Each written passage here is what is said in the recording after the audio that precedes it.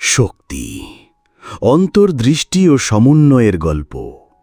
দ্বৈততার মায়া থেকে ঊর্ধ্বে উঠে তাকানোর শক্তি খুঁজে পেতে হয়। আলেস্টার ক্রাউলি। অনেক কাল আগের কথা।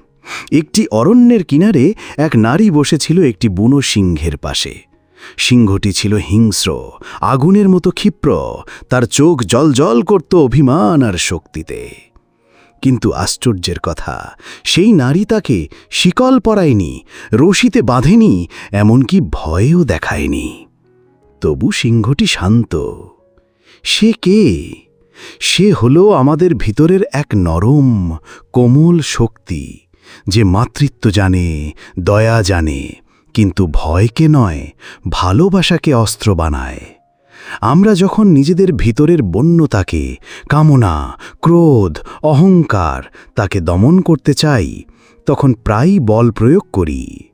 কিন্তু প্রকৃত শক্তি কি আসলেই সেখানেই?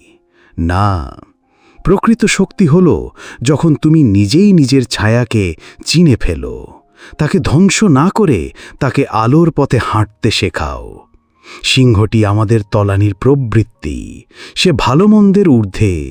কিন্তু সেই শক্তিকে যদি তুমি ভালোবাসা, বুদ্ধি ও স্নেহ দিয়ে আলিঙ্গন করো, তখন সে তোমার হয়ে দাঁড়ায়।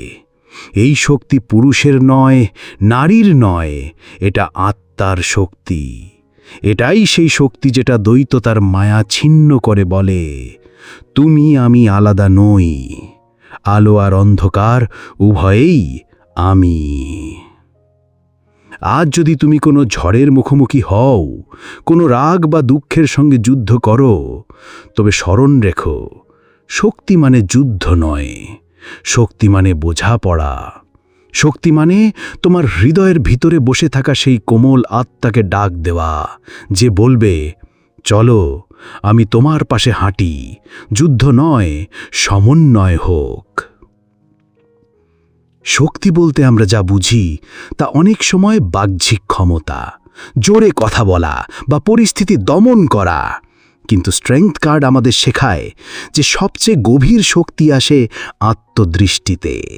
যে নিজের রাগকে বোঝে, ভয়কে আপন করে নেয়, তার কাছেও সিংহ মাথা নত করে।